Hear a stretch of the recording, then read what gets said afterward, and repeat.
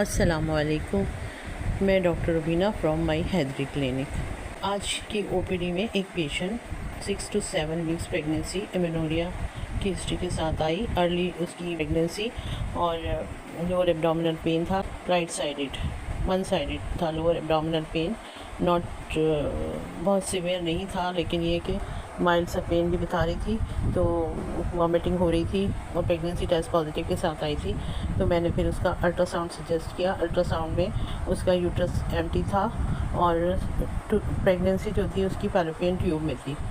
तो ये एक क्या होता है कि ये एक्टोपिक प्रेगनेंसी होती है।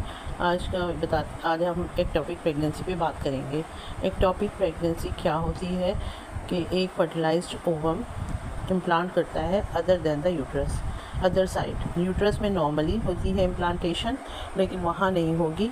और एक्टोपिक में जो है या तो ज़्यादातर 90 to 95% फैलोपियन ट्यूब में होती है। और कौन से पार्ट में? एम्पुलरी पार्ट में।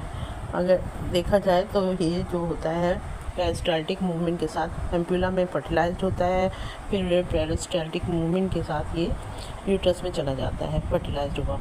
लेकिन बहुत सारी ऐसी कंडीशंस होती हैं जिसमें वहीं वो इम्प्लांट हो जाता है और फिर जो है ना वो जगह इतनी बड़ी नहीं होती। जैसे जैसे फीटस ग्रो करता है तो वो वहाँ पे पेन होता है और बाज़ दफ़ा पेन के साथ रप्चर भी हो जाता है।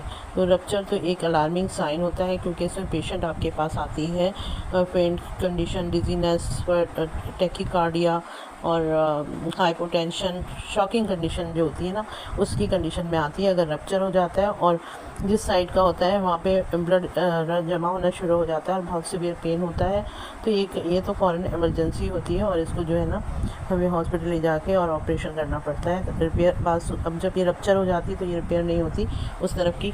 तो इसलिए जो आज की पेशेंट थी उसके तो खैर रप्चर नहीं था, तो फिर उसको मेथोट्रेक्सेट भी दिया है और उसको फ़ौरन फिर ऑब्जर्वेशन में एडमिट कर लिया है और उसकी ऑपरेशन की तैयारी हो रही थी कि उसको रिपेयर कर देंगे। तो ये सब चीज़ें हैं। इसीलिए हम लोग ये कहते हैं कि जब हमल ठहर जाए तो घर में मत बैठें, अपने डॉक्टर से कंसल्ट करें, अपने गायनेकोलॉजिस्ट से कंसल्ट करके और ये कंफर्म कर लें कि मतलब एक्टोपिक तो नहीं है और इसमें कार्डियक एक्टिविटी आ रही है।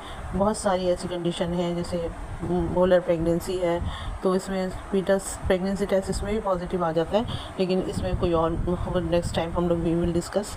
तो next time the molar pregnancy. Otherwise ये कि आप लोगों को कंसल्ट करना चाहिए ताकि इस तरह की इमरजेंसी से बचा जा सके। आपको मेरी वीडियो अच्छी लगी तो आप ज़रूर इसको लाइक एंड सब्सक्राइब करें। Thank you.